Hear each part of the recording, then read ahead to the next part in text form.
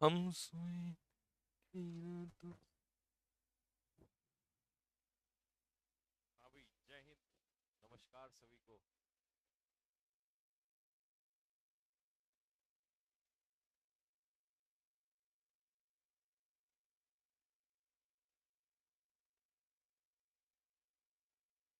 चलो, प्रीपोजिशन की कल पीडीएफ नहीं आई थी, ये बात मुझे बहुत अच्छे से पता है। ठीक है। जो क्वेश्चंस हमने उसमें कुछ ऐड किए थे वो टाइप नहीं हो पाए थे उस समय, तो आज उसमें टाइप हो जाएंगे। और जो आज हम पढ़ेंगे वो वाली भी आ जाएगी। कल के जो टॉपिक्स नए वाले हैं वो भी आ जाएंगे, और आज जो हम पढ़ेंगे वो भी आ जाएंगे। अब सबसे पहले क्वेश्चन ये खड़ा होता है कि कल जो हमने पढ़ा उसमें कौन कौन से टॉपिक छूट गए थे, मुझे एक बार कमेंट में लिख के बता दो। मेरे हिसाब से तो शायद एक तो फिल इन द ब्लैंक्स छूटे थे।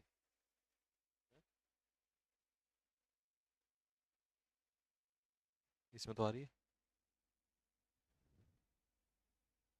Hello hello hello hello hello hello hello, आवाज नहीं आ रही।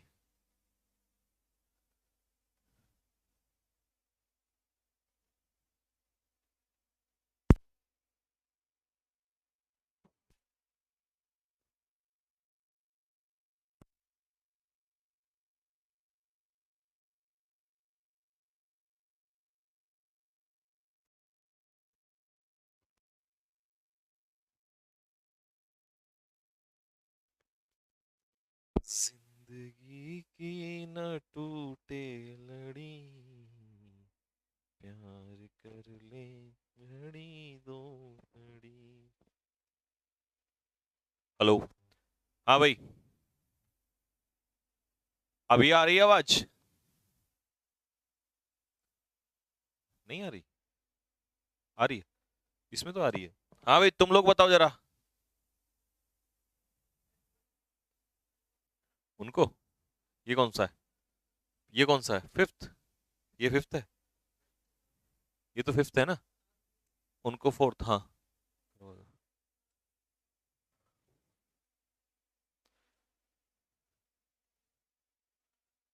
अच्छा, आ गई। ठीक है। हाँ, सिनोनियम्स नहीं करे थे एक तो सबसे पहले हमने। तो चलिए, सेट 5 का सबसे पहले हम लोग करते हैं सिनोनियम्स।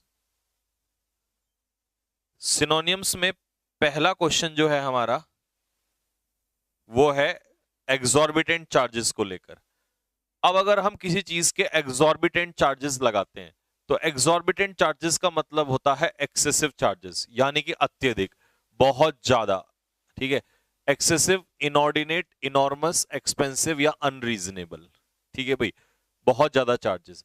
तो इसका सिनोनियम क्या हो जाएगा? अनरीजनेबल चार्जेस हो जाएगा, यानी कि अत्यधिक। It is very difficult to hire taxi. आजकल टैक्सी को हायर करना बहुत कठिन हो गया है, क्योंकि वो चार्जेस कैसे लगाते हैं? बहुत ज्यादा लगाते हैं। अभी हमारी महिला है, ठीक है, ये देख रही है कि भैया शर्ट पे जो टैग लगा है वो एग्जॉर्बिटेंट प्राइस है। तो एग्जॉर्बिटेंट प्राइस का मतलब है अनरीजनेबल या बहुत ज्यादा। अब ऑप्शन अगर हम देखें तो ऑप्शन को चेक करेंगे तो पहला ऑप्शन आता है एक्सट्रीम। ठीक है जी। एक्सट्रीम मतलब भी होता है, अगर हम एक तरीके से एक्सट्रीम को देखें तो यूं मान के चलिए कि एक्सट्रीम का मतलब भी काफी कुछ होता है। ठीक है। लेकिन अगर हम चार्जेस के लिए कहें तो ये ज्यादा बेहतर है, हालांकि ये भी इसका सिनोनियम हो सकता है। बट दोनों में से ज्यादा सही आंसर ए होगा, अनरीजनेबल चार्जेस। ठीक है। जेटसन का मतलब क्या होता है? जेटसन का मतलब होता है किसी चीज को फेंकना, थ्रो। जब हम जहाज से, थ्योरी समझो, जब हम जहाज से सामान फेंकना शुरू कर देते हैं ताकि वो डूबे ना, फ्यूल को भी निकालना शुरू कर देते हैं, तो उसे कहते हैं जेटसन करना, यानी कि थ्रो अवे। प्रोलिफरेट का मतलब होता है स्प्रेड, तेजी से फैलना, स्प्रेड रैपिडली। और किसी गलत चीज का फैलना, जैसे बीमारी का फैलना, है ना, इस तरीके से ये होता है प्रोलिफरेट, रैपिडली, तेजी से किसी चीज का फैलना। ठीक है भाई।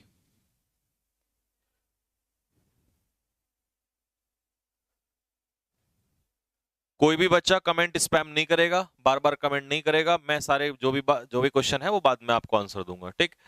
पीडीएफ जो है वो आ जाएगी। देखो, एक बार कमेंट करने से, जब मैंने बोल दिया कि पीडीएफ आ जाएगी, बार बार कमेंट करके तो फायदा नहीं है ना, बच्चे भी डिस्टर्ब होते हैं पढ़ने वाले। ठीक है। ऐसा कोई पीडीएफ नहीं है जो ना आए, आपको पता है कि पीडीएफ तो मिलेगा ही, एक दिन किसी दिन लेट हो सकता है। ठीक। चलो, ठीक।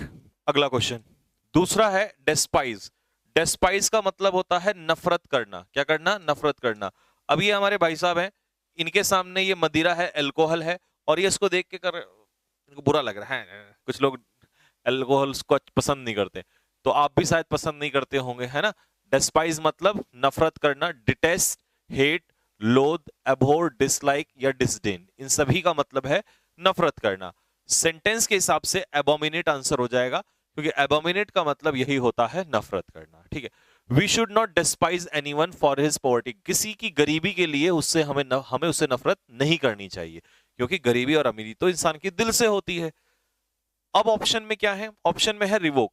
ये तीनों आपस में एक दूसरे के क्या है? सिनोनियम्स हैं, लिख लीजिए सिनोनियम्स है। इन सभी का मतलब है कैंसिल कर देना, रद्द कर देना। जैसे आपने सुना होगा आर्टिकल 370 को कैंसिल कर दिया गया था, उसे काउंटरमेंट कर दिया गया था, उसको क्या कर दिया गया था? रिवोक कर दिया गया था। कौन से स्टेट में था आर्टिकल 370? बताओ जल्दी से फटाफट।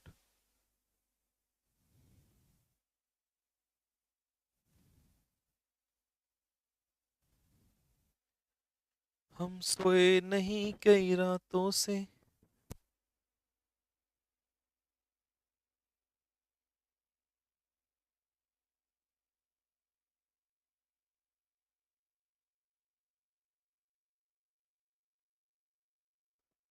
Jammu and Kashmir. Very nice, बहुत बढ़िया। ठीक है, तो आर्टिकल 370 को कैंसिल कर दिया गया था, यानी कि क्या कर दिया गया था? रिवोक कर दिया गया था, एनल कर दिया गया था। उसके बाद है एडल्ट्रेट। अब एडल्ट्रेट का मतलब क्या होता है?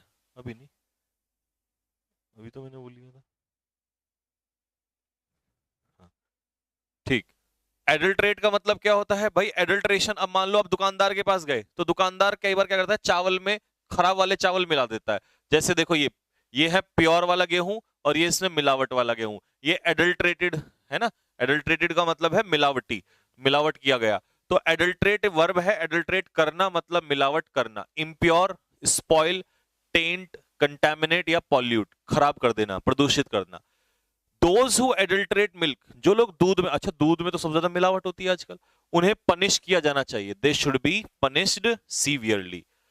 अब ऑप्शन के हिसाब से अगर देखें तो डिफाइल इसका आंसर हो जाएगा। डिफाइल का मतलब है क्या करना? मिलावट करना, इम्प्योर करना। ठीक है, टू मेक इम्प्योर। एलए का मतलब क्या होता है? एलए का मतलब होता है कम करना। एलए मींस कम करना, यानी कि जिसे हम कहते हैं लेसन, पेसिफाई, मॉलिफाई, है ना। ये सारे वर्ड जो होते हैं ये होता है एले। एले मतलब कम करना। इस वर्ड का प्रोनाउंसिएशन क्या है? क्लीशे। क्या सर, हम तो इसे क्लिच पढ़ रहे थे, क्लिच नहीं, क्लीशे। क्या है? क्लीशे। क्लीशे, क्लीशे और स्टीरियोटाइप दोनों का मतलब होता है ओवर यूज्ड, ओवर यूज्ड या कॉमन, घिसा पिटा। ऐसे रिमार्क्स जो घिसे पिटे रिमार्क्स होते हैं, ओवर यूज्ड या कॉमन, साधारण बिल्कुल। ठीक है, दैट इज कॉल्ड क्लीशे या स्टीरियोटाइप, या इसी को हम कहते हैं हैकनीड। हैकनीड, हैकनीड का भी यही मतलब होता है घिसे पिटे। हैकनीड भी बहुत आता है, एग्जामिनर बहुत पूछता है हैकनीड को। हैकनीड का मतलब भी होता है घिसे पिटे।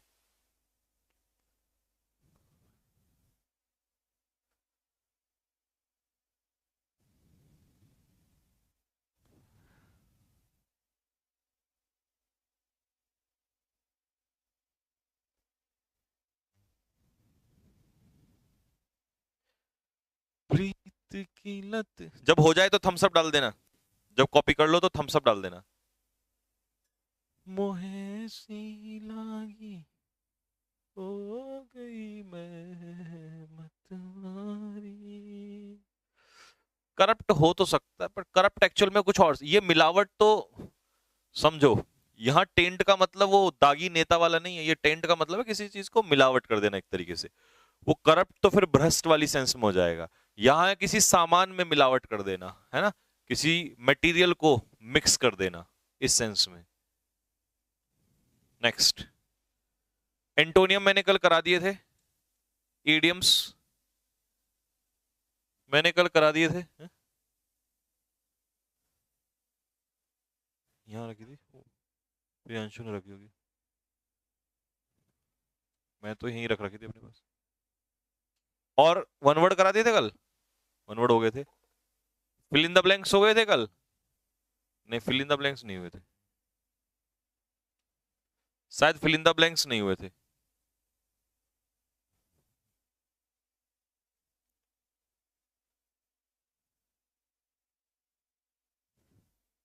सर मेरी वोकैबुलरी एमिलियोरेट, एनडीए वालों को इसमें से क्या करना है? एनडीए वाले को इसमें से सिर्फ सिनोनियम्स करना है, एंटोनियम्स करना है, ईडियम्स करना है और पीक्यूआरएस करना है। ये 4 चीजें करनी है एनडीए वालों को। ठीक है भाई एनडीए वालों, अभी के लिए तो यही करो, आगे पैटर्न चेंज होगा यूपीएससी का, नहीं तो मैं बताऊंगा 2-3 महीने बाद। ठीक है। द वर्स्ट पॉसिबल, सबसे खराब क्या, worst possible for human society is that we will destroy ourself with our. सबसे खराब जो इस समय प्रिडिक्शन हुई है वो ये हुई है कि भाई हम अपने आप को क्या कर लेंगे, हम अपने आप को बर्बाद कर लेंगे न्यूक्लियर वेपन से। आने वाला जो वर्ल्ड वॉर होगा ना, वो तबाही मचेगी न्यूक्लियर वेपन से, हथियारों से। ठीक है, जिसको जिम कॉन्ग, वो क्या नाम है उसका, नॉर्थ कोरिया वाला धमकी देता रहता है। तो द वर्स्ट पॉसिबल प्रिडिक्शन, प्रिडिकेशन नहीं, प्रिडिक्शन, पूर्वानुमान, पर्सपेक्टिव होता, ये परसेप्टिव, प्रिविलेज क्या होता है, राइट, अधिकार, प्रेजेंटेशन, ये तो सबको पता है, जो आप प्रेजेंटेशन सामने रिप्रेजेंट करते हो, ये पर्सपेक्टिव था, क्या था, एक सेकंड,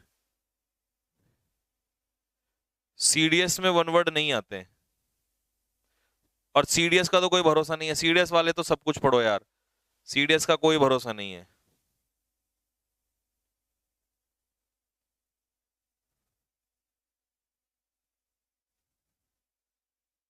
सीडीएस में कभी भी कुछ भी हो जाता है।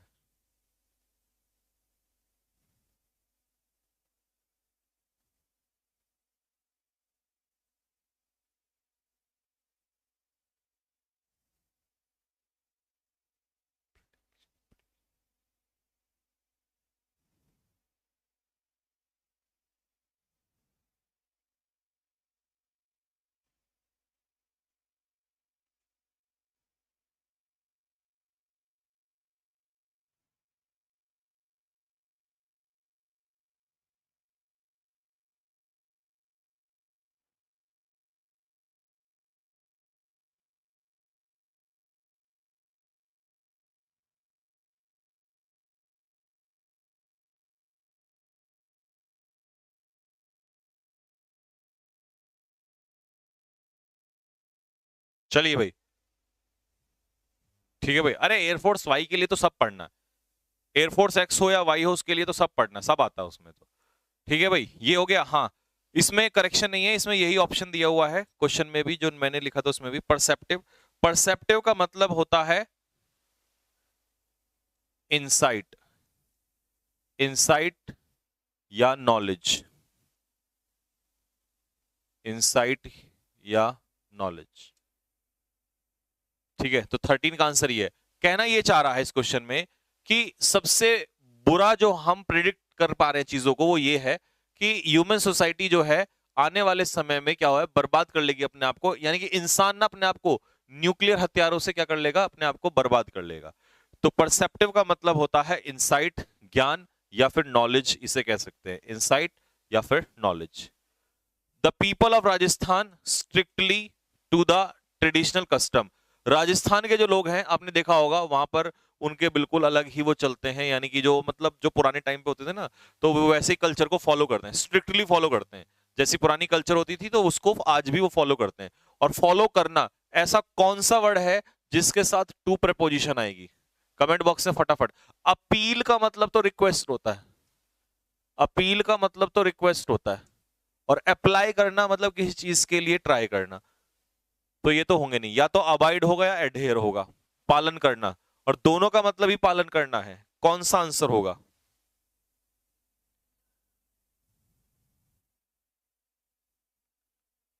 सीजीएल, सीएचएसएल, के लिए सब पढ़ें, सब कुछ आता है। एसएससी वालों को सब कुछ पढ़ना है। एडहेयर, एडहेयर आंसर होगा इसका, क्योंकि अबाइड के पीछे तो क्या आता है, बाई। अगर यहां बाई होता तो आपका आंसर होता अबाइड, लेकिन क्योंकि यहां टू है तो इसीलिए आपका आंसर क्या होगा, एडहेयर होगा, क्योंकि एडहेयर के साथ ही क्या लगता है, टू लगता है। और प्रीपोजिशन हम पढ़ रहे हैं तो हमसे ये क्वेश्चन गलत नहीं होना चाहिए, हमें इसका पता होना चाहिए। ठीक है, तो 14 का आंसर क्या लिखेंगे, डी, एडहेयर। अगला है 15, I read some of properties for sale on the internet before I call the agent. अब कई बार इंटरनेट पे ना बहुत सारे विज्ञापन दिए होते हैं, तो उन विज्ञापन में बहुत सारी बातें लिखी हुई होती हैं, तो उन लिखी हुई बातों को क्या कहेंगे वो पूछ रहा है आपसे। तो मैंने प्रॉपर्टी के क्या, देखो कैटलॉग नहीं, कैटलॉग तो लिस्ट ऑफ बुक्स होता है, लिस्ट ऑफ बुक्स, किताबों की लिस्ट। आर्ग्यूमेंट्स, प्रॉपर्टी बेचने वाला अपना आर्ग्यूमेंट बहसबाजी क्यों करेगा, तो डिस्क्रिप्शन इसका आंसर होगा। मोनोलॉग होता है टॉक टू वन सेल्फ, खुद से बात करना, टॉक टू वन सेल्फ, यानी कि जब आप खुद से बात करते हो, स्वयं से बात करते हो, तो उसे कहते हैं मोनोलॉग। तो इसका आंसर डिस्क्रिप्शन होगा, आर्ग्यूमेंट हो ही नहीं सकता। अरे यार प्रॉपर्टी का आर्ग्यूमेंट, मान लो मैं अपनी प्रॉपर्टी बेचने वाला हूं और मैं इंटरनेट पे उसके चीजें डालना लिखना चाहता हूं, तो आर्ग्यूमेंट क्यों लिखूंगा, कौन मेरी प्रॉपर्टी को खरीदेगा। आर्ग्यूमेंट तो किसी व्यक्ति से बहसबाजी करते हैं हम लोग। ठीक है, और कैटलॉग लिस्ट होती है, लेकिन वो किताबों की लिस्ट होती है जो लाइब्रेरी में रखी होती हैं, उनकी लिस्ट को कहते हैं। ठीक है, तो अगर आप नोट कर ले तो थम्स अप डाल दीजिए फटाफट जल्दी से। हाँ भाई, आज तो सगाई है रोशन सर की, गया नहीं तू, बुलाया नहीं,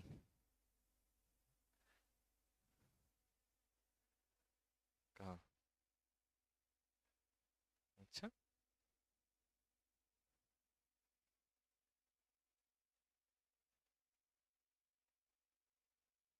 नेक्स्ट अच्छा, स्पेलिंग एरर नहीं कराया था ना कल, तो अगला है spelling error. Select the incorrectly spelled word, incorrectly spelled word जो है वो बताइए। इनकरेक्टली स्पेल्ड वर्ड किसकी स्पेलिंग जो है वो गलत है इसमें से। प्रोफ्यूज की स्पेलिंग सही है, वर्चुअस की सही है, प्रोफ्यूज की स्पेलिंग बिल्कुल सही है, वर्चुअस की स्पेलिंग बिल्कुल सही है। प्रोफ्यूज और वर्चुअस दोनों की स्पेलिंग बिल्कुल सही है, ये भी सही है, ये भी। वर्चुअस क्या होता है, होली, पवित्र। प्रोफ्यूज क्या होता है, प्लेंटीफुल, पर्याप्त मात्रा में। रेक्लूज क्या होता है, सेंट, सन्यासी। लग्जूरियस की स्पेलिंग गलत है, LUXURIOUS, ए का क्या हो जाएगा, ओ, हाँ ए का ओ हो जाएगा, तो ये बन जाएगा लग्जूरियस।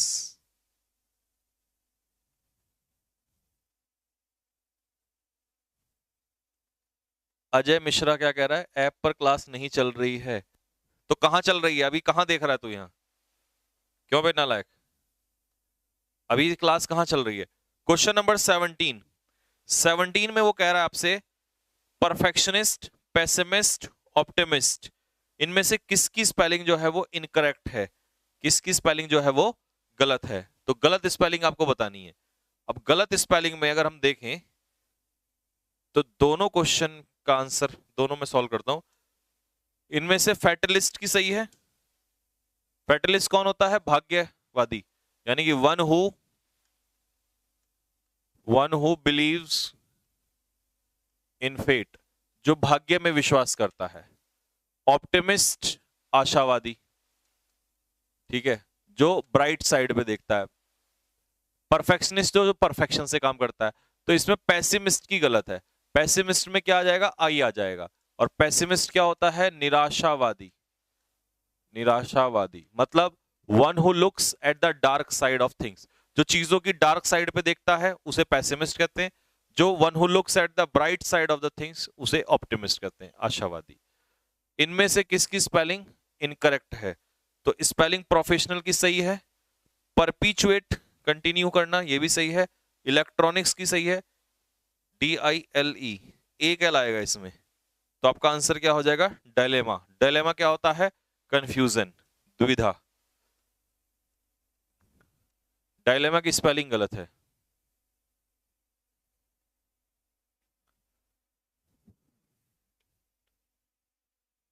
ठीक है भाई। एक बच्चा कह रहा है सर फैटल तो घातक होता है। भाई वो नालायक, फैटल अलग चीज होती है, फैटलिस्ट अलग होता है। फैटल होता है घातक और फैटलिस्ट होता है one who believes in fate, भाग्य में विश्वास करने वाला। ऐसा जरूरी थोड़ी होता है कि उसका मीनिंग भी यही होगा।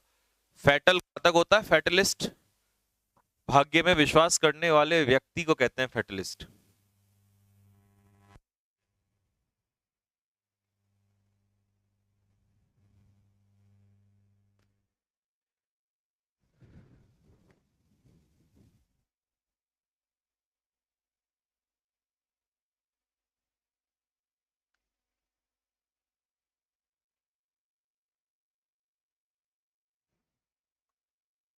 मेरे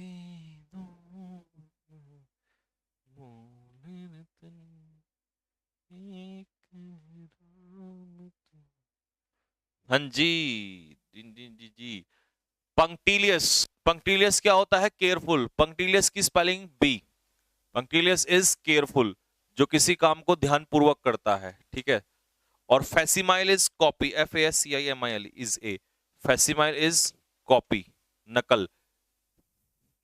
जब हो जाए तो कमेंट बॉक्स में थम्स अप डाल देना।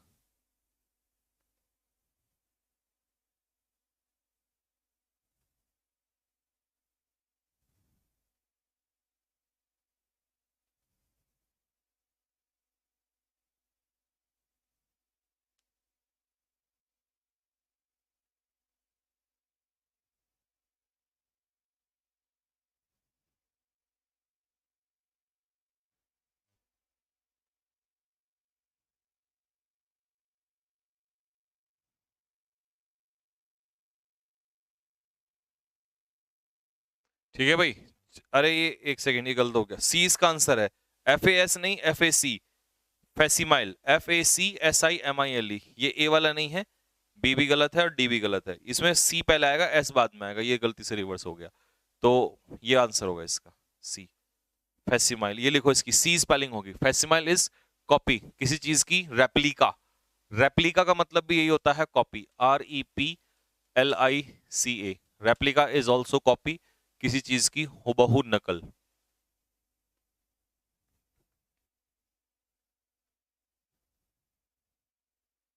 नेक्स्ट। बाकी स्पोकन के सेंटेंस तो आप हिंदी भी लिख रखी है तो खुद ही कर लोगे, है ना। स्पोकन के सेंटेंस में मजा आया? कमेंट में लिख के बताओ। PQRS कराता हूं मैं आपको। स्पोकन के सेंटेंस कैसे लग रहे हैं आजकल, ये बता दो। जहर हो रहा है मामला स्पोकन वाले सेंटेंसेस में?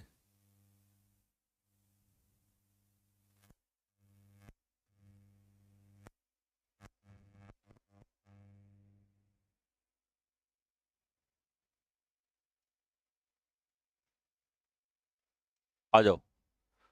स्नेक्स।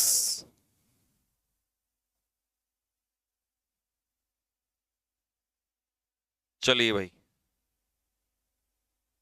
तो स्नेक को पकड़ते हैं आज।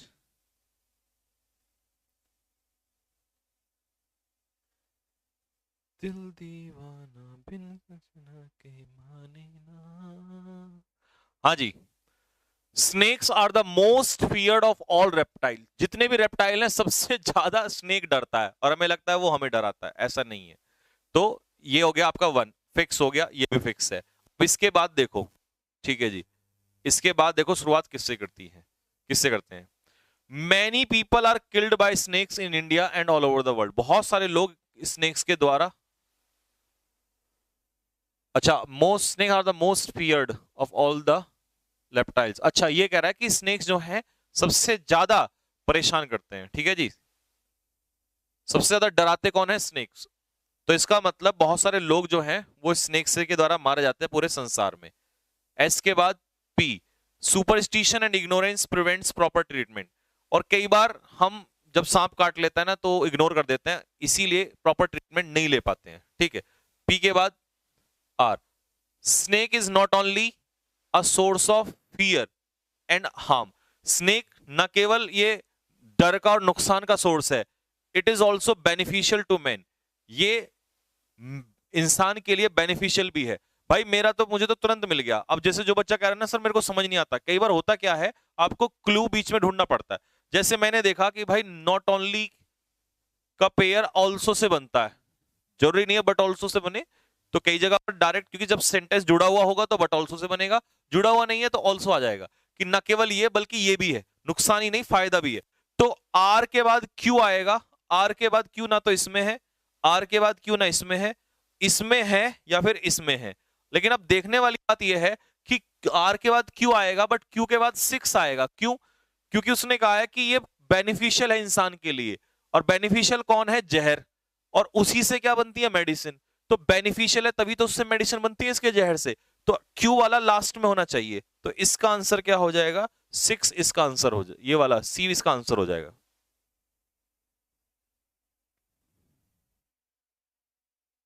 हाँ, 15 तारीख से जो लिखा हुआ पीडीएफ देंगे वो भी देंगे, और ये नॉर्मल वाला भी देंगे, सब देंगे। लिखा हुआ भी मिलेगा और ये वाला भी मिलेगा। नेक्स्ट, अगला क्वेश्चन।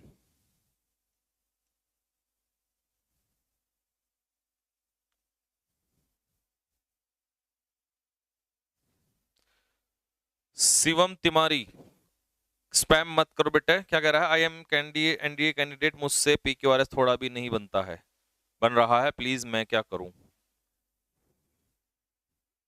अरे वो जो चूरन मैंने बनाया था, वो हमरा चूरन, वो देना जरा।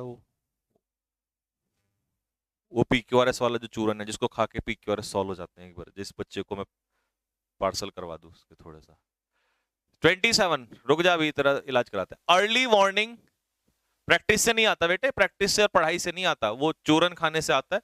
उसको सुबह शाम गर्म पानी से लेना है ना, दूध से भी ले सकते हो। Early warning against natural disaster. Natural disaster जो ये प्राकृतिक आपदाएं आती हैं, फ्लड आती हैं, बाढ़ आ जाती है आपका, और अर्थक्वेक, भूकंप, ये सब जो आते हैं, इनमें अगर वार्निंग पहले ही मिल जाए तो उससे क्या होता है? देखो, early warning against natural disaster, specially कौन सा नेचुरल डिजास्टर्स?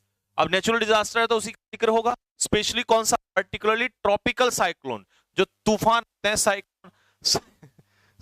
आता है, आज क्यों रहे हो? साइक्लोन आते हैं। तो आर से स्टार्ट करके देखते हैं। Particularly tropical cyclone is an area, cyclone एक एरिया है, और उसी एरिया को कहा गया वेयर वेदर फॉरकास्ट, जहां पर वेदर फॉरकास्ट जो है can be cost effective. Weather forecast अगर हो जाए तो उससे हम इजिली अपनी जो कॉस्ट है उसको बचा सकते हैं या नुकसान को बचा सकते हैं। If precautionary measures are initiated in time, अगर शुरू में ही हम अच्छे से उसको चेक कर ले, अगर प्रिकॉशनरी मेजर्स यानी कि उसकी प्रिकॉशनरी मेजर्स ले, रोकथाम की जा सके पहले से ही।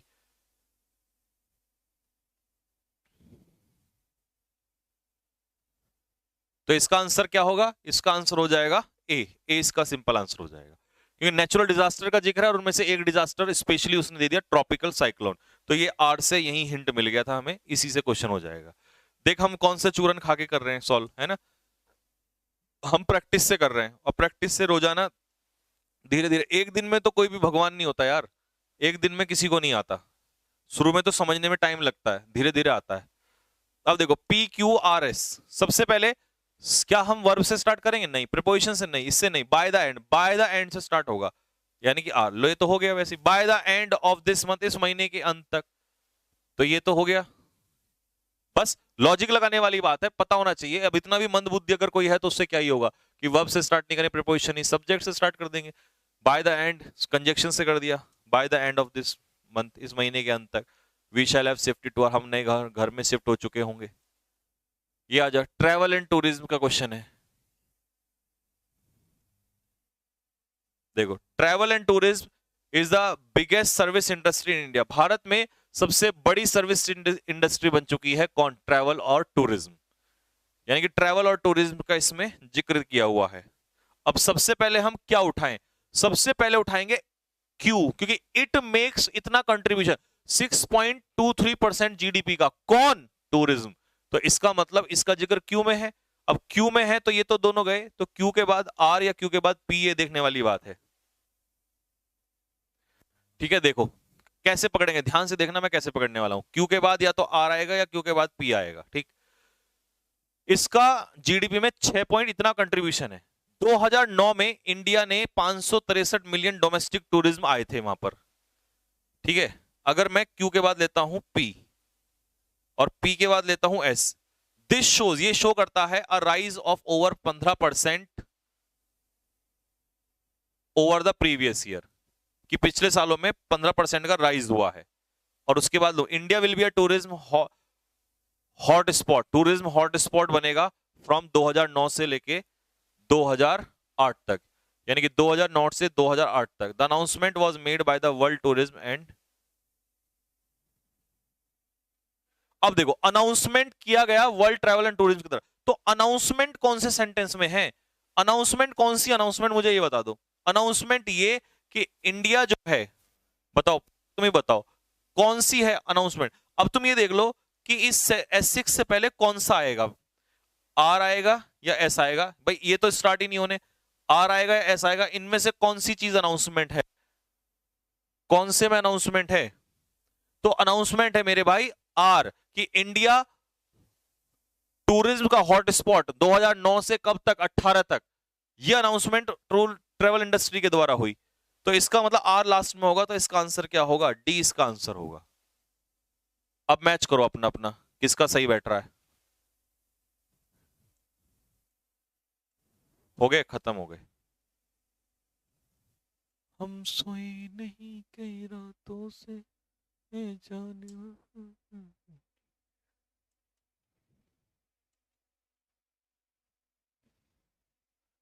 अरे उसको लाने बुला के प्रियांशु को।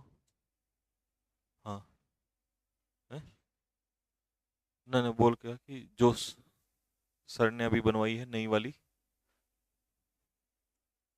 वो वाली पूछ के।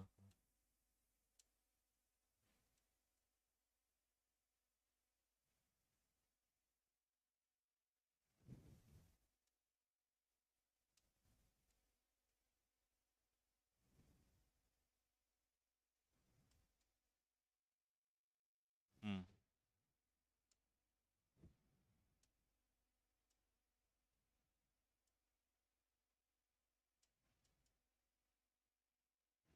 क्यों?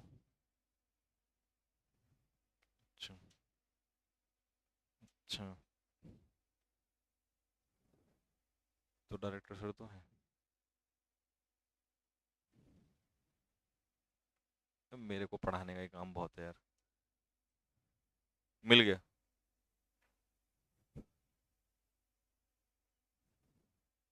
हम्म, हम्म।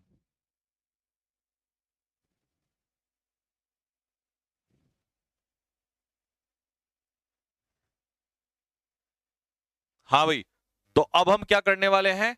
टाइप 3, टाइप 1 हो गया, टाइप 2 हो गया, अब हम कॉन्सेप्ट्स वाला जो लास्ट का पार्ट है टाइप 3 करने वाले हैं। आपकी जानकारी के लिए बता दूं, हम टाइप 3 बहुत आराम से मजे में पढ़ने वाले हैं, और ये सबसे आसान है टाइप 3। टाइप 2 और टाइप 1 में था, उसमें लर्न करना था, उसके पीछे ये उसके पीछे ये फिक्स प्रपोजिशन। इसमें ज्यादा लर्न नहीं करना, इसमें तो सीखना है। एक बार पढ़ोगे, रिवीजन करोगे, सब समझ में आ जाएगा।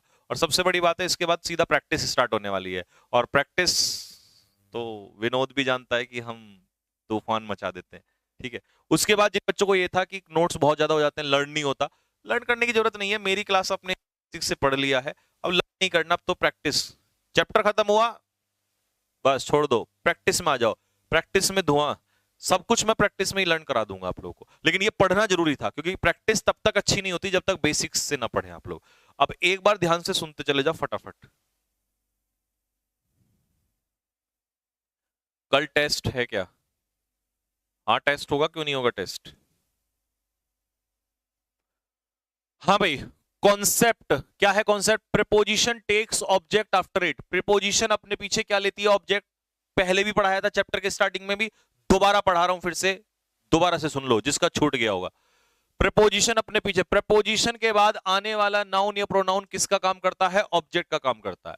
इसीलिए we use objective case of pronoun after preposition. Preposition के बाद कभी भी नाउन का सब्जेक्टिव केस नहीं आता, ऑब्जेक्टिव केस आता है इंस्टेड ऑफ सब्जेक्टिव केस। तो सब्जेक्टिव केस के बदले में ऑब्जेक्टिव केस आता है। अब कई बच्चों को सब्जेक्टिव और ऑब्जेक्टिव नहीं पता होता, तो मैंने वो भी लिख दिया यहां पर कि सब्जेक्टिव और ऑब्जेक्टिव क्या होता है। जैसे आई का ऑब्जेक्टिव क्या होता है? मी, ही का हिम, शी का हर, वी का अस, यू का यू ही होता है, दे का देम, और इट का क्या होता है? इट ही होता है। तो ये होते हैं सब्जेक्टिव और objective case.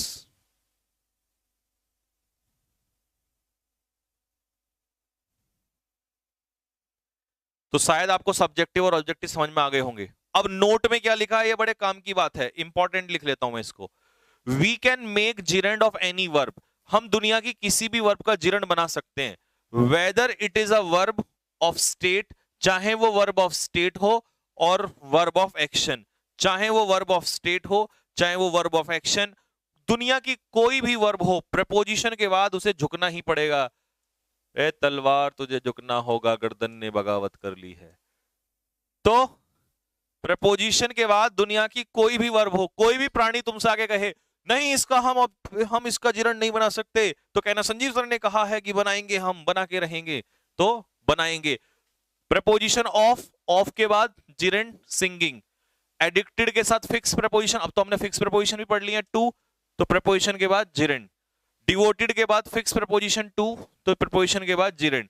With a view to आपको पढ़ाया था मैंने, के उद्देश्य से, टू इसमें प्रपोजिशन, तो नो का नोइंग। अब कुछ लोग आते हैं कहते हैं नो का नोइंग नहीं हो सकता। हो सकता है, संजीव सर के साथ में सब कुछ हो सकता है। I am knowing you, tense पढ़ाऊंगा तब सिखाऊंगा ये कहना गलत है। क्यों गलत है? क्योंकि नो वर्ब ऑफ स्टेट होती है, और वर्ब ऑफ स्टेट का कॉन्टिन्यूस नहीं बनता, तो बनेगा आई नो यू, मैं तुम्हें जानता हूं। लेकिन मेरे प्यारे मुन्ना ये कॉन्टिन्यूस है, इसलिए कॉन्टिन्यूस नहीं बन सकता। बट जिरंड तो हर हर महादेव किसी का भी बन सकता है।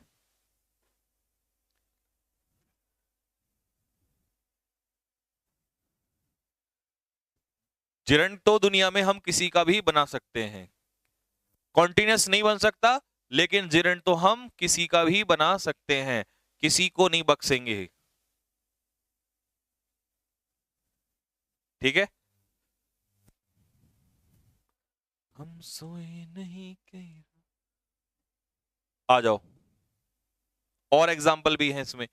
विद अ व्यू टू का अर्थ क्या होता है? विद अ व्यू टू का अर्थ होता है के उद्देश्य से, ये एक फ्रेजल वर्ब है। ठीक है, वर्ब ऑफ स्टेट का कॉन्टिन्यूस नहीं बना सकते, पर जिरंड बना सकते हैं। देख रहे हो विनोद, सब कुछ लिख दिया सर ने, है ना? बच्चों को कष्ट नहीं देना चाहते बिल्कुल भी। तो वर्ब ऑफ स्टेट, आज के बाद कोई तुमसे आके कहे कि वर्ब ऑफ स्टेट में आईएनजी नहीं लगता, तो उसको पकड़ के कहना यूं, यूं पकड़ के ना उसको, यूं यूं पकड़ के यूं कहना, रुक भाई रुक, दो मारना कान पे पहले। जब संजीव सर ने बताया है कि वर्ब ऑफ स्टेट का कॉन्टिन्यूस नहीं बन सकता, जिरेंड तो किसी का भी बन सकता है, तो ये आईएनजी को रटने वाली क्या बात है? क्या है ये आईएनजी? ये कहां से रट्टा, कहां से मारा? जब बताया है कि आईएनजी नहीं लगता, अरे आईएनजी का मतलब समझ में, आईएनजी जिरेंड भी होता है, आईएनजी कॉन्टिन्यूस भी। क्या आईएनजी आईएनजी रट रखा है बच्चों को, आईएनजी आईएनजी क्या है ये तरीका? आईएनजी का मतलब है कॉन्टिन्यूस नहीं बनेगा वर्ब ऑफ स्टेट का, जिरेंड बन सकता है। आई बात समझ में? अब मत आना कभी भी सामने।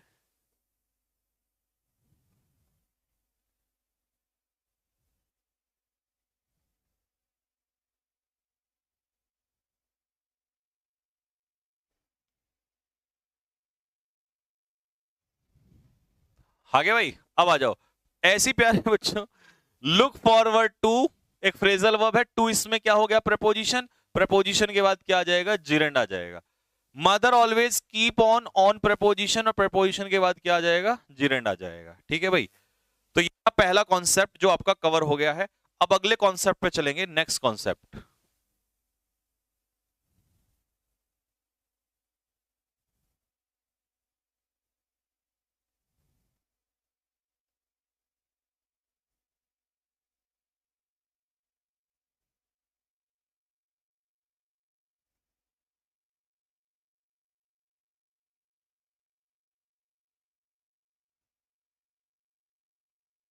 हो गया भाई?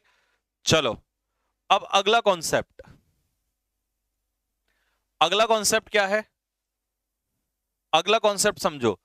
अगला कॉन्सेप्ट है we do not use preposition. हम प्रेपोजिशन का इस्तेमाल नहीं करते before adverb of manner. Adverb of manner से पहले हम प्रेपोजिशन का इस्तेमाल नहीं करते। एक सेकेंड, यहां पर adverb of manner, adverb of place और एडवर्ब ऑफ टाइम तीनों आएंगे। इनसे पहले हम प्रेपोजिशन का इस्तेमाल नहीं करते। कैसे? मैं एक एग्जांपल लेता हूं, तीनों का लेता हूं एक एग्जांपल। पहला सेंटेंस है, लिखते रहना मेरे साथ साथ, I am going to there, मैं वहां जा रहा हूं। ये सही है या गलत है? जल्दी से कमेंट में लिख के बताओ, और गलत है तो क्यों? दूसरा, she will teach you with honestly, adverb of manner. सही है या गलत है? गलत है तो क्या है? तीसरा है, he will return on tomorrow, TOMORROW। गलत है तो क्या गलत है?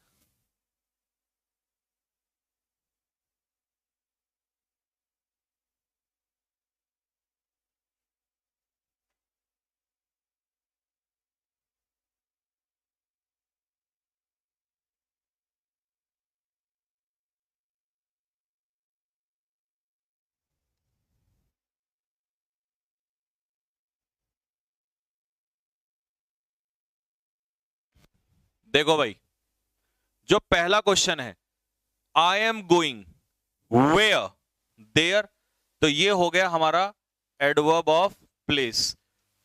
तो एडवर्ब ऑफ प्लेस से पहले प्रपोजिशन हट जाएगा। अगर यहां मैं कहता आई एम गोइंग, अगर मैं लगाऊं I am going to Delhi, तो सही है, क्योंकि दिल्ली क्या है? नाउन है, और नाउन से पहले प्रपोजिशन टू आ जाएगा। लेकिन एडवर्ब ऑफ प्लेस है, वो नाम नहीं है किसी का, तो टू नहीं आएगा। दूसरा, शी विल टीच, अब ये adverb she will teach you, honestly क्या है? Adverb of, adverb of M, M मतलब मैनर। तो इससे पहले क्योंकि प्रपोजिशन अपने भी, हाँ भाई क्या बोल रहा था? प्रपोजिशन अपने पीछे एडवर्ब लेता है, प्रपोजिशन अपने पीछे एडवर्ब लेता है। क्या सिखाया था? कि प्रपोजिशन जो है अपने पीछे एडवर्ब नहीं लेता, प्रपोजिशन अपने पीछे या तो लेता है नाउन या लेता है प्रोनाउन। जब ऑनेस्टली एडवर्ब है तो विद का क्या काम है वहां पर? समझ में नहीं आती एक बात, जब एक बार ढंग में समझा दिया है? तो इसका मतलब यहां से हम विद को हटा देंगे, विद को हटा देंगे तो सीधा क्या बचेगा? ऑनेस्टली बचेगा। लेकिन क्यों हटाया समझ में आ गया है, क्योंकि ये एडवर्ब ऑफ मैनर। ठीक है। तीसरा, he will return on tomorrow. अब टुमारो क्या है? एडवर्ब ऑफ टाइम, टी लिख देता हूं इसे, एडवर्ब ऑफ टाइम, तो इसीलिए ऑन हट जाएगा। लेकिन अगर मैं इस टुमारो की जगह संडे कह दूं, तो संडे क्या है? Name of the day. अब नाम आते ही तो नाउन आ गया, तो ऑन आ जाएगा। He will return on Sunday, वो संडे को लौटेगा। तो पूरी थ्योरी समझ में आ चुकी है कि अगर नाम होगा, नाउन होगा तो लगेगा प्रपोजिशन, अगर एडवर्ब होगा तो प्रपोजिशन नहीं लगेगा। तो अब तीनों एग्जांपल जल्दी से उतार लो फटाफट।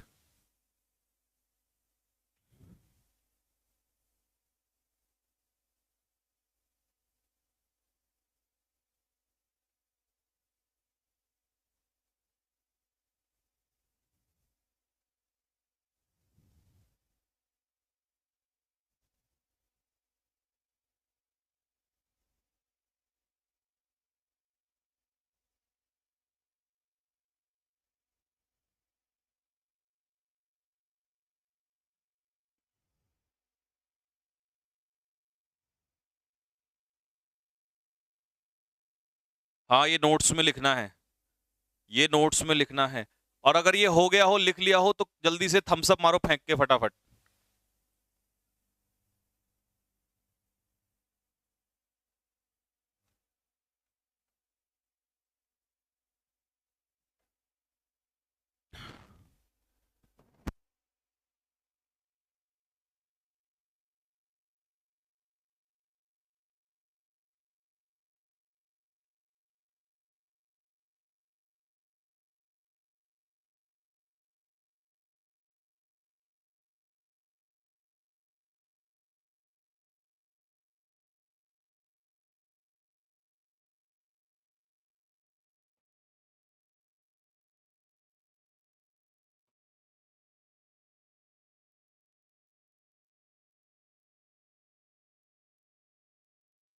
ठीक है भाई, चलो अब देखो, अब पेपर में क्या है, पेपर में ये क्वेश्चन आता है it is raining like cats and dogs. तो मैं तो रटाने के लिए जनरली क्या करते हैं, ऐसा बोल देते हैं कि भाई cats rain like cats and dogs नहीं होता है, गलत होता है, ये सही होता है रेन कैट्स एंड डॉग्स। लेकिन मैं ये नहीं बताऊंगा ये गलत, मैं बताऊंगा ये क्यों है। तो समझो, कैट्स एंड डॉग्स रेन जब होती है तो इसका मतलब होता है हैविली। आज आपको रीजन समझ में आएगा, हैविली। और हैविली क्या है, एडवर्ब ऑफ मैनर। तो इसका मतलब ये एक तरीके से एडवर्ब ऑफ मैनर का काम करता है, और इसी वजह से ये प्रपोजिशन हट जाती है। तो शायद अब आपको समझ में आया होगा कि ये कॉन्सेप्ट क्या है। कॉन्सेप्ट ये है कि ये प्रपोजिशन इसलिए हटी क्योंकि ये एडवर्ब है। ये कुत्ता बिल्ली नाउन नहीं है। हाँ, कई लोग कह सकते हैं सर ये तो नाउन है कुत्ता बिल्ली। अबे वो नालायक, क्या बारिश में कुत्ते बिल्ली गिरेंगे? बारिश होगी हैविली, हैविली होगी तो एडवर्ब ऑफ मैनर कहलाएगा। तो इसीलिए कैट्स एंड डॉग्स का मतलब है हैविली, एडवर्ब ऑफ मैनर। इसीलिए यहां से हमने क्या हटा दिया, लाइक हटा दिया है। तो कैट्स एंड डॉग्स क्या है, हैविली। ऐसे ही टूथ एंड नेल के साथ विद नहीं आता। क्यों नहीं आता? क्योंकि टूथ एंड नेल का मतलब होता है ब्रेवली, बहादुरी से, तो ये भी एडवर्ब का काम। बैग एंड बैगेज मतलब बोरिया बिस्तर के साथ, ये भी एडवर्ब होता है कंप्लीटली, तो यहां से भी विद हट जाएगा। हार्ट एंड सोल, किसी का स्वागत करना, दिल से स्वागत करना, होल हार्टेडली, होल हार्टेडली, ये भी एडवर्ब है, तो यहां से विद हट जाएगा। तो अब आपको हो, अब आया बात समझ में ये क्यों हुआ ऐसा। हमें तो ये बैग एंड बोरिया बिस्तर ही समझ में नहीं, ये एडवर्ब का काम करते हैं सारे के सारे, इसलिए हटता है यहां से प्रपोजिशन।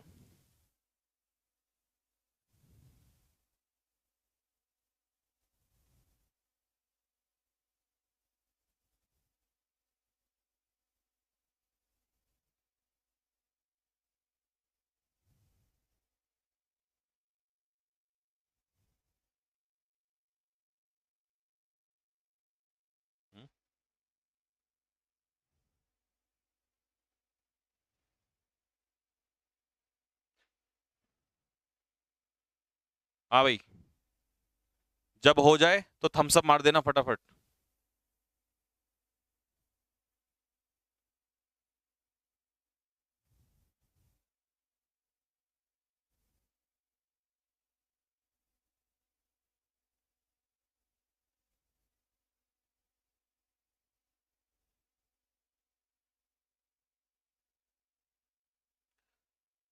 हम सोए नहीं क्या तू।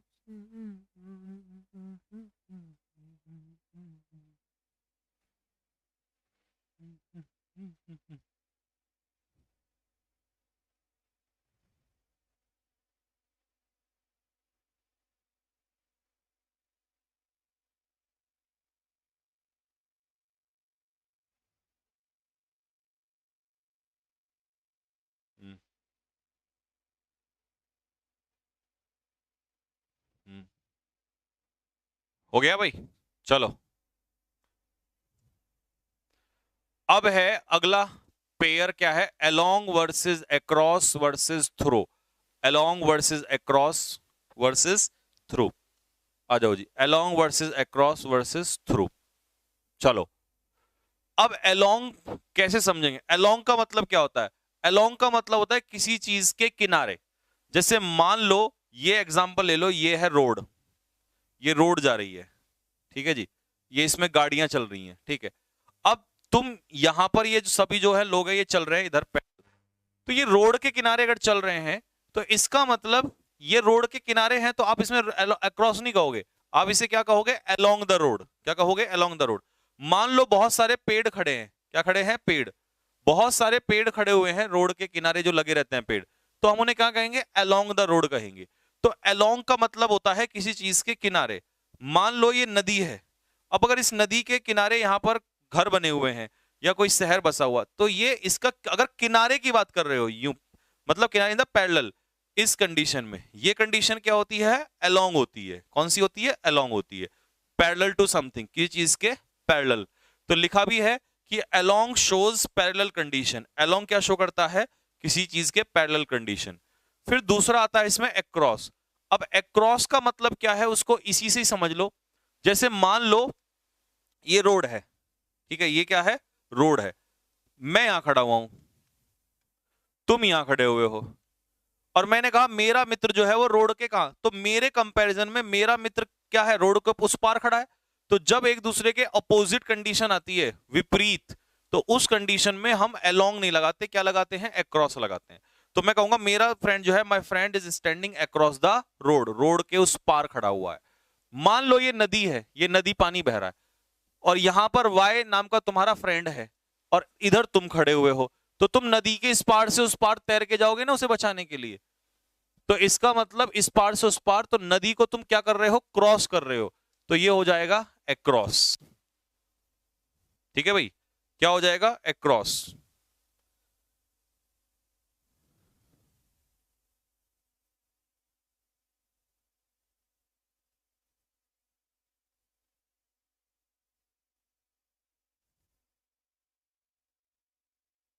आई बात समझ में। अरुण कुमार क्या कह रहा है, सर प्रेपोजिशन लगाते क्यों हैं। यार ये बात तो आप एक उसमें भी तो पूछ सकते हो, इतना स्पैम करने की क्या जरूरत है। अगर इस बार कोई से ऐसी हरकत की ना तो ब्लॉक करा दूंगा मैं, पहले कान खोल के सुन लो। और ये वो बेहुदा क्वेश्चन है जिसका कोई सेंस नहीं बनता, और ये मतलब पर बच्चों को परेशान करने वाली बात है। आई बात समझ में। प्रपोजिशन क्यों इस्तेमाल किया जाता है, प्रपोजिशन इतने दिन से पढ़ा रहा हूं, सबसे पहले मैंने क्या डेफिनेशन बताई थी कि प्रपोजिशन इसलिए इस्तेमाल किया जाता है जिससे कि हम किसी भी नाउन या प्रोनाउन की या किसी वर्ड की डायरेक्शन दिखा सकें, उसका पोजीशन बता सके, उसका रिलेशन बता सके, बिना उसके संभव नहीं होगा। अब मुझे बता, मैं कहूं कि भाई बिल्ली जो है इसके ऊपर बैठी है, तो मैं कैसे बैठाऊंगा, बिना प्रपोजिशन के कैसे बैठा दूंगा। जब तक मैं ऑन नहीं लगाऊंगा तब तक बिल्ली इसके ऊपर कैसे बैठ जाएगी, बिना प्रपोजिशन के बैठा के दिखा मुझे कैसे बैठ जाएगी। पता है सब कुछ, लेकिन बच्चों को डिस्टर्ब करना है। ये क्वेश्चन आएगा पेपर में, पूछेगा कभी एग्जाम इसको कि पेपर प्रपोजिशन क्यों लगाते हैं। नालायक आदमी, कहां से आते हैं ऐसे लोग, कौन है ये लोग।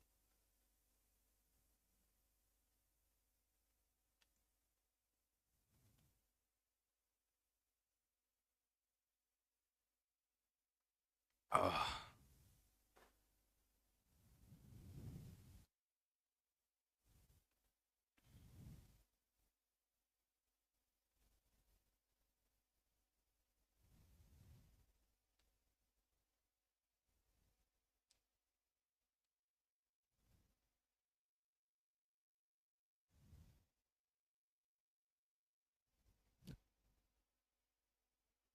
हम्म।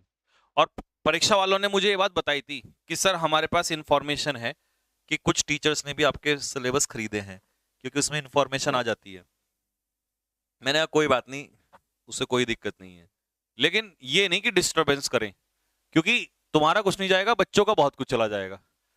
अब इतनी देर में मैं इतने अच्छे से इसे 3D में समझा रहा था यहाँ पे पिक्चर बना के, तो स्टूडेंट्स के लिए मेहनत करता हूँ यार मैं, इतने नोट्स बनाने के लिए सब कुछ, तुम्हारे लिए नहीं। तुम्हें आराम से पढ़ना है पढ़ लो, मैं तो ये भी नहीं कहता मत पढ़ो, पढ़ो तुम दबा के, लेकिन ये बदतमीजी नहीं, ये तो यूट्यूब पे बहुत होती थी वैसे ही।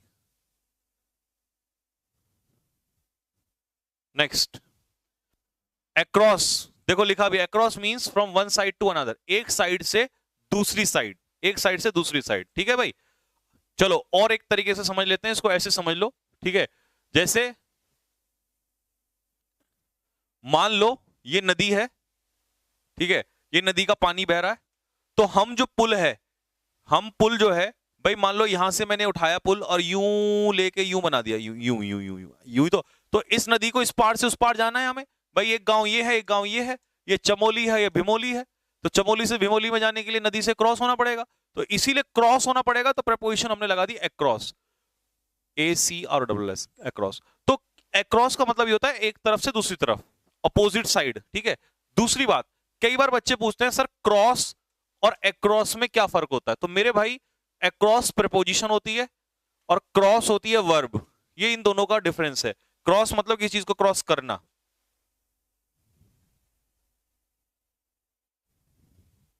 तो अक्रॉस और क्रॉस में ये फर्क होता है। क्रॉस होती है वर्ब और अक्रॉस होती है प्रीपोजिशन।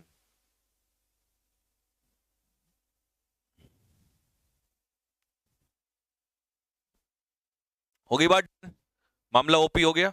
अब आते हैं अगले पे, थ्रू। थ्रू का मतलब क्या होता है भाई? थ्रू का मतलब ऐसा होता है, जैसे बचपन में याद करो, हम एक तरफ से घर में कोई ऐसा सामान होता था ना, वो ड्रम टाइप का, इधर से घुसते थे, बीच में कभी कभी फंस भी जाते थे और दूसरी तरफ से निकलते थे। तो थ्रू का मतलब होता है मीडियम, किसी चीज से होकर गुजरना। अब जैसे मान लो आपने टनल के बारे में सुना होगा, किस किस ने सुना है कमेंट बॉक्स में लिख के बताओ टनल के बारे में।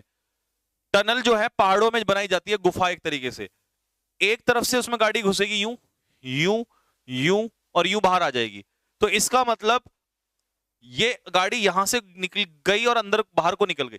तो जब हम किसी चीज को मीडियम के रूप में यूज करते हैं, किसके रूप में? मीडियम, माध्यम, तो उसके लिए हम थ्रू का यूज करते हैं। थ्रू मतलब किसी चीज से होकर गुजरना, किसी चीज से होकर गुजरना, उसे कहते हैं थ्रू।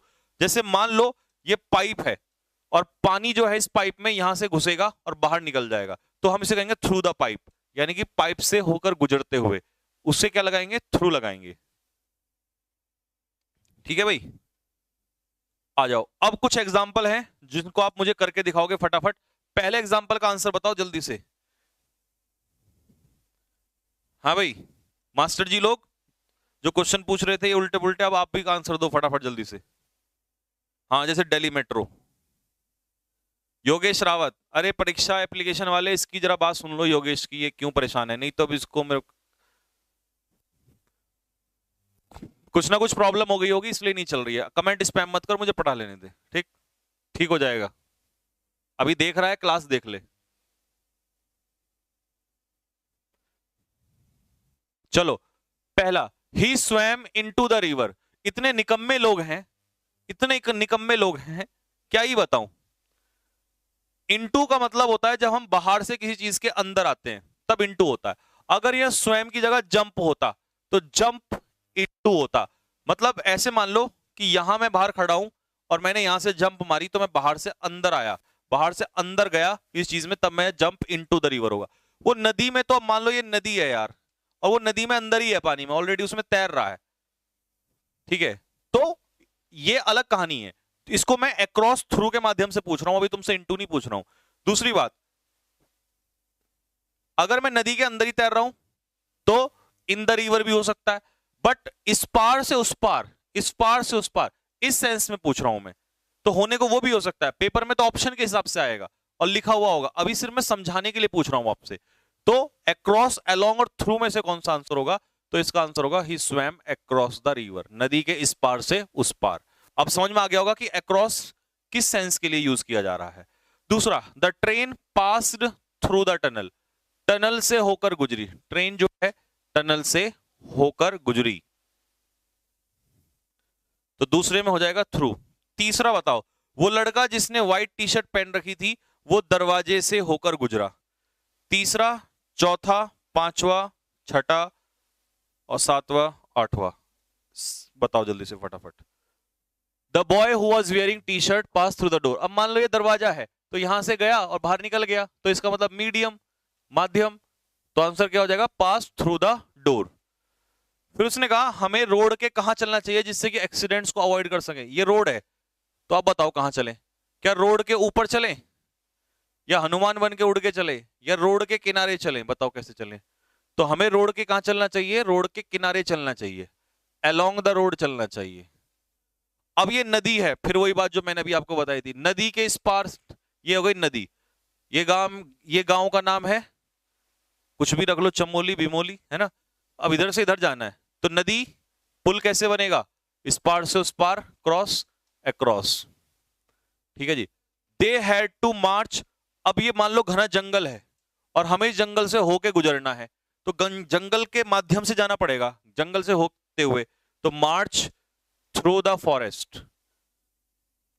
ठीक है। A tree fail railway line. अब रेलवे लाइन का ट्रैक का मैं तुम्हें समझाता हूं, रेलवे लाइन का क्या केस है। ये है रेलवे ट्रैक जिस पर रेल चलती है। अब कोई पेड़ है उस पर गिर गया और उसकी वजह से एक्सीडेंट हो गया, तो मान लो ये ट्री ऐसे गिरेगा या ऐसे गिरेगा, कौन सी कंडीशन में एक्सीडेंट होगा मुझे बताओ? अगर ये ऐसे गिरेगा तो ये हो जाएगा अलोंग द ट्रैक, ऐसे गिरेगा तो ये हो जाएगा अक्रॉस द ट्रैक। तो कौन सी कंडीशन से एक्सीडेंट होगा, किस तरीके से गिरेगा? 7 वाले का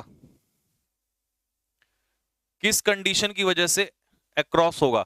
तो मेरे भाई किस कंडीशन की वजह से? अक्रॉस की वजह से, क्योंकि इधर से उधर गिरेगा तभी तो गाड़ी अटकेगी उसमें, तभी तो एक्सीडेंट होगा।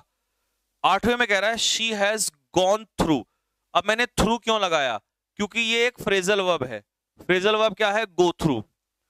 गो थ्रू का मतलब होता है किसी चीज से होके गुजरना। पास, पास भी होता है गो थ्रू, नहीं सॉरी, गो थ्रू का मतलब होता है एक्सपीरियंस। तो उसने जिंदगी में बहुत सारी कठिनाइयों को एक्सपीरियंस किया है। तो गो थ्रू का मतलब है बहुत सारी डिफिकल्टीज को एक्सपीरियंस करना। तो लास्ट वाले का क्या हो जाएगा? 8 वाले का थ्रू, एक्सपीरियंस करना।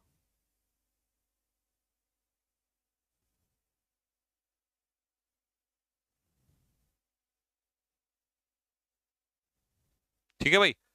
6 वाला क्वेश्चन देख लो फिर से, जंगल वाला। भाई सीधी सी बात है, मान लो ये गांव है यहाँ पर, ठीक है, एक गांव यहाँ पर है और ये बीच में घना जंगल है, तो हमें जंगल से होते हुए गुजरना पड़ेगा। और जब आप किसी चीज से होते हुए गुजरोगे तो आप उसे क्या कहोगे? आप उसे कहोगे क्या? आप कहोगे उसे थ्रू। जंगल के माध्यम से, जंगल से निकलते हुए जाओगे तो दैट इज थ्रू। फिर आया there is a school just my house. मेरे घर के बिल्कुल उल्टी साइड में घर घर है। There is a school just, तो along my house, across my house या थ्रू माई हाउस? थ्रू तक का तो कोई मतलब ही नहीं है। तो इसका आंसर क्या हो जाएगा? There is a school just across my house. और ये अक्रॉस कब लगेगा? जब मैं कहूंगा कि मेरे घर के बिल्कुल अपोजिट साइड में है। ठीक है, मैं फिर बता रहा हूं, पेपर में चेंज भी हो सकता है, ठीक है, पेपर में कुछ और भी हो सकता है, प्रीपोजिशन कई बार कभी और भी लग सकती है, बट वो सिचुएशन पर डिपेंड करती है। अभी मैं अलोंग अक्रॉस के थ्रू समझा रहा हूं आप लोगों को, ठीक है। अगला हेलो। अब जब आप कॉल करते हैं हेलो दिस इज रोहन, मैं रोहन बोल रहा हूं, उस साइड कौन है? तो मतलब अपोजिट साइड। और अपोजिट साइड के लिए क्या हो जाएगा? Across the line.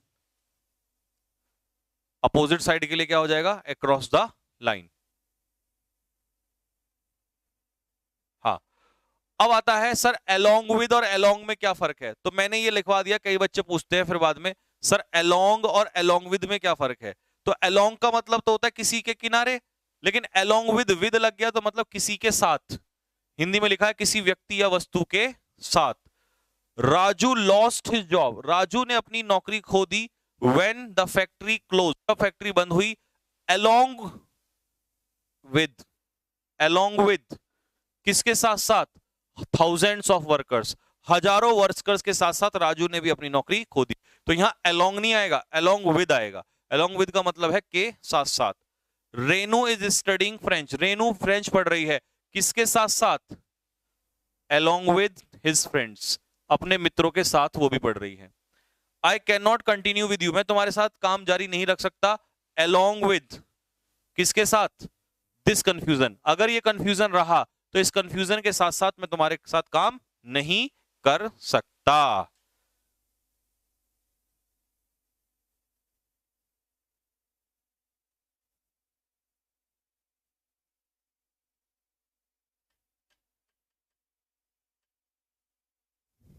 ठीक है भाई।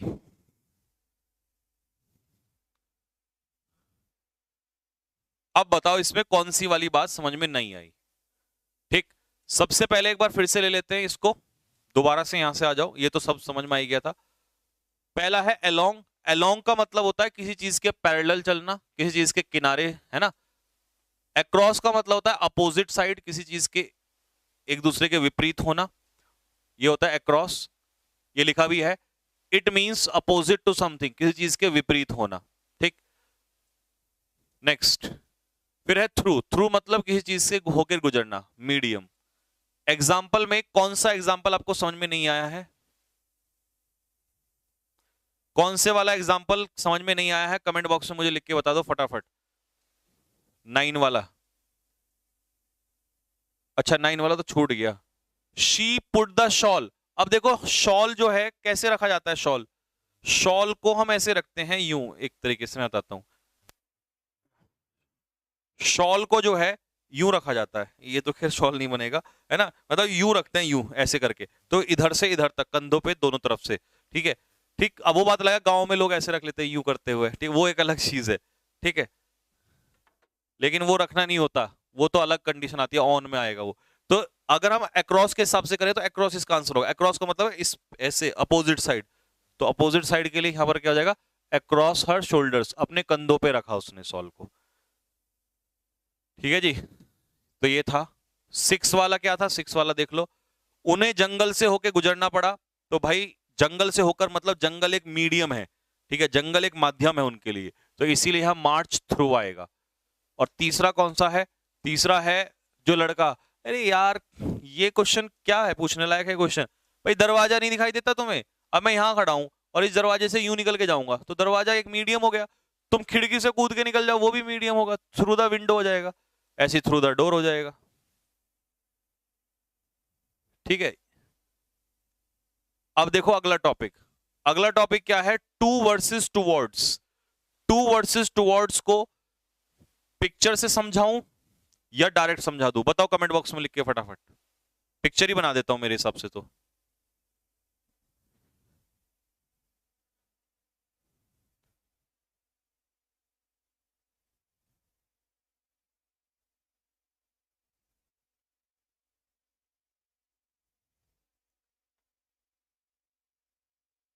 चलो along with को रिपीट कर दो, along को रिपीट क्या करना है, along with को, along with का मतलब है के साथ साथ। भाई मान लो, ऐसे समझ लो, मुझे पता है तुम्हारे कैसे समझ में आएगा।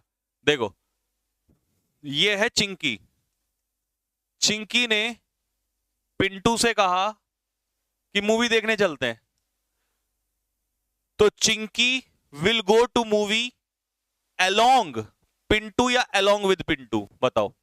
along का मतलब है किनारे और along with का मतलब है के साथ साथ, तो बताओ Chinki will go along Pintu या along with पिंटू।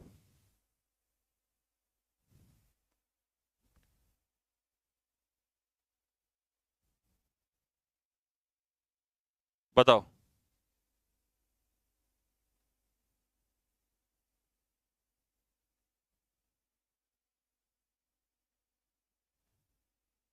हाँ भाई आंसर बोलो फटाफट।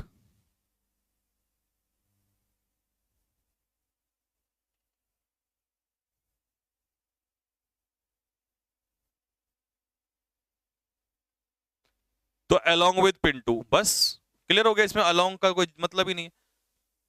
along with का मतलब होता है के साथ साथ, along with समथिंग।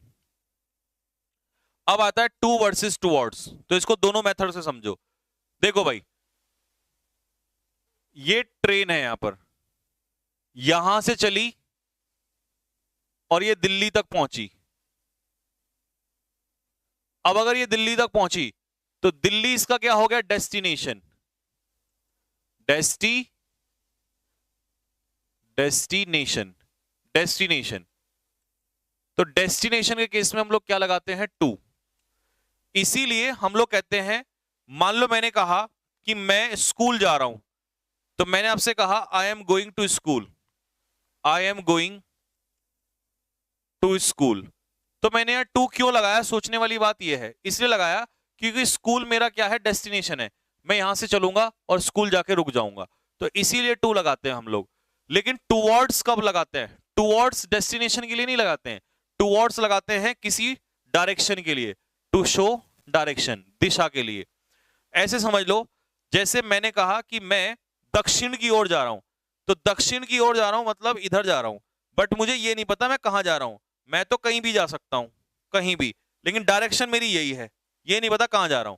तो इसका मतलब जब आपको डेस्टिनेशन ना पता हो, आप उस दिशा में जा रहे होते हो, उस दिशा की ओर बढ़ रहे होते हो, तब आप क्या लगाते हो, टूवर्ड्स लगाते हो।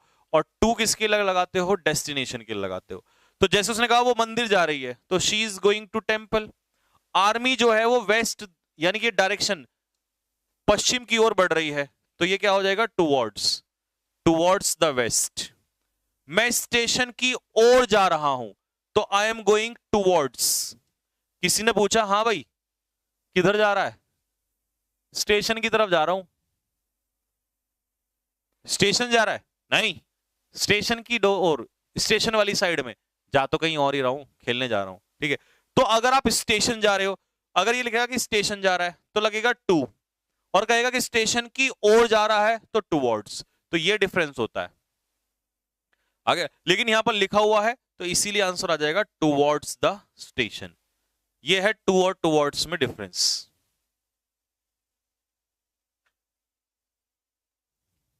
ठीक है भाई, ये है आपका टू और टुवर्ड्स में डिफरेंस। अब बात आती है कि सर हमें कैसे पता चलेगा पेपर में टू आएगा या टुवर्ड्स आएगा, तो उतना दिमाग मत लगाओ, वो क्वेश्चन बन के आता है, ठीक है, उस क्वेश्चन में प्रॉपर्ली लिखा होता है। ये तो सिर्फ समझाने के लिए है आपको, ठीक है, लेकिन वहां प्रॉपर्ली लिखा होगा।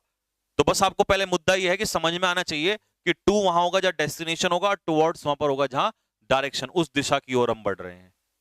ठीक, क्वेश्चन कैसे आता है वो मैं जब प्रैक्टिस कराऊंगा तो आपको समझ में आ जाएगा उसका क्वेश्चन कैसे आता है, उसमें दिमाग लड़ाने की जरूरत तुम्हें नहीं है। अगला क्वेश्चन,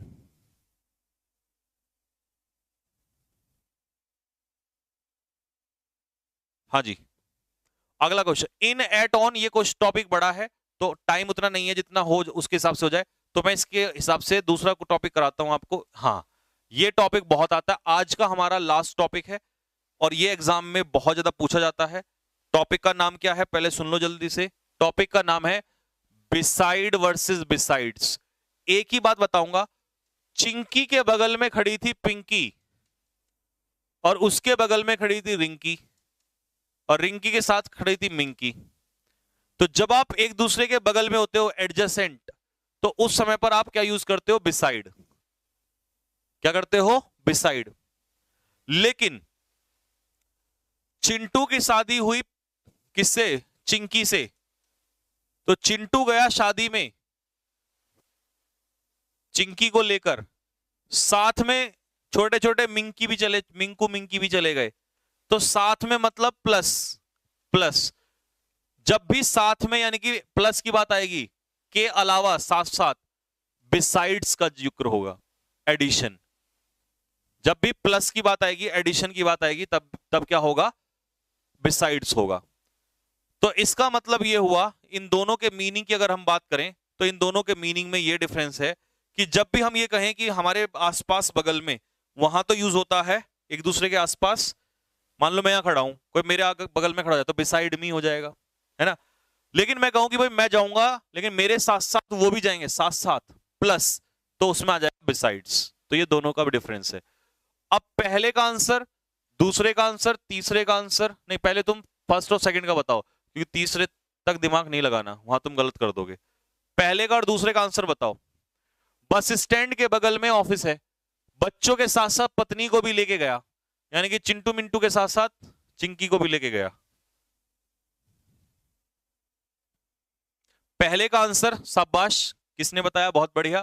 पहले का आंसर होगा बिसाइड, के बगल में, के आसपास, और दूसरे का आंसर होगा बिसाइड्स, के साथ, के अलावा।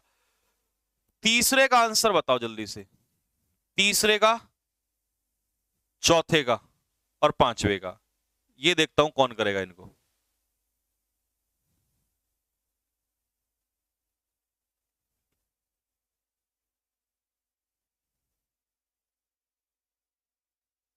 तीसरे का, अरे बेटा मुन्ना इतना आसान नहीं है। ही वॉज सिटिंग, वो बैठा हुआ क्लास में, मेरे बराबर में बैठा हुआ था। भाई मेरे बराबर में बैठा हुआ था बगल में, तो बिसाइड्स का तो कोई मतलब ही नहीं है, ये तो एडिशन में आता है, प्लस। वो मेरे बगल में बैठा था, आसपास बैठने के लिए फिजिकल पोजीशन, और फिजिकल पोजीशन में ए आना चाहिए, बट ये भी नहीं होगा क्योंकि टू यहां पर दिया हुआ है, तो इसका आंसर होगा सी, क्योंकि नेक्स्ट के साथ ही टू का पेयर बनता है।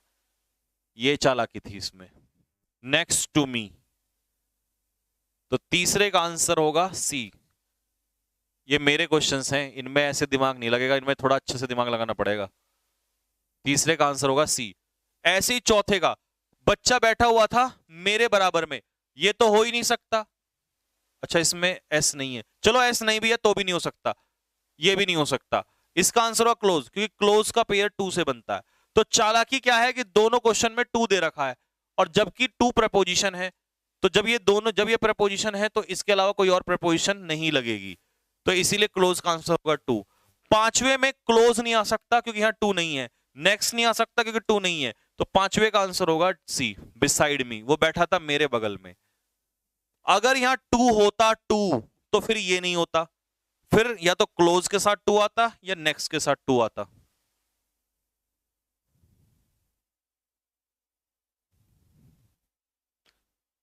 ठीक है, देख रहे हो क्वेश्चन ऐसे बनाए जाते हैं लॉजिकल क्वेश्चन, सीधे सीधे नहीं होते, इनमें दिमाग बुद्धि लगती है। और 6 वाले का आंसर बताओ कि क्रिकेट खेलने के अलावा वो फुटबॉल भी खेलता है। क्रिकेट खेलने के अलावा वो फुटबॉल भी खेलता है, मतलब प्लस, क्रिकेट तो खेलता ही खेलता है प्लस, और प्लस जब भी हम करते हैं तभी हमारा आंसर क्या होता है, बिसाइड्स। क्या आंसर होता है हमारा, बिसाइड्स। बहुत ही खतरनाक। बस तो इसको रिवीजन और कर लेना एक बार, और जो डाउट हो वो पूछ लेना जितना मैंने पढ़ाया। अब ये देखो, अभी इसमें और बचा है, ऑफ वर्सेस ऑफ बचा है, इन वर्सेस इनटू बचा है ना, ये अंडर ऑन ओवर अपॉन ये बचे हैं, है ना। एक दिन का और काम मान लो,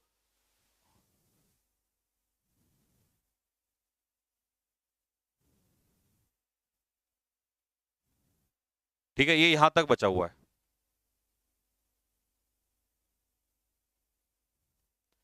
ये बचा हुआ है मेड ऑफ, मेड फ्रॉम, ये कुछ कॉन्सेप्ट अगेंस्ट का बचा हुआ है ना, between, among, amid, on, on over under, मतलब एक दिन का और बचा हुआ है इसमें।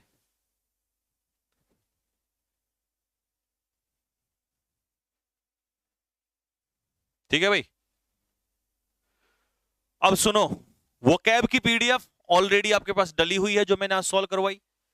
कल जो प्रीपोजिशन की पीडीएफ बची हुई थी वो आ जाएगी, प्लस ये जो कल होगा और जो आज पढ़ा दिया इसकी पीडीएफ अपलोड होने वाली है, ये दोनों अपलोड कर लेना वहां से, ठीक है। बस तो फिर मिलेंगे आपसे नेक्स्ट क्लास में। और हाँ, कल टेस्ट किसका होगा ये सुन लो, कल टेस्ट होगा प्रीपोजिशन का। सर ये तो गलत बात है, गलत क्या बात है, सही बात है, कल प्रीपोजिशन का टेस्ट है। क्वेश्चंस कितने होंगे, 100 क्वेश्चंस होंगे। कौन सी वाली होंगी, फिक्स प्रीपोजिशन,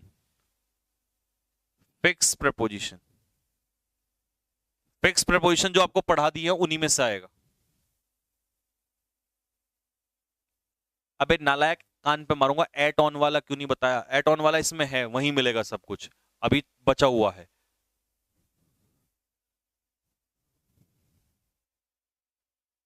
मजा आ गया आज, मजे लेते रहो जिंदगी भर, टेंशन ना लो, ऐसे ही पढ़ोगे मजे लेते रहोगे मेरे साथ, टेंशन मत लो।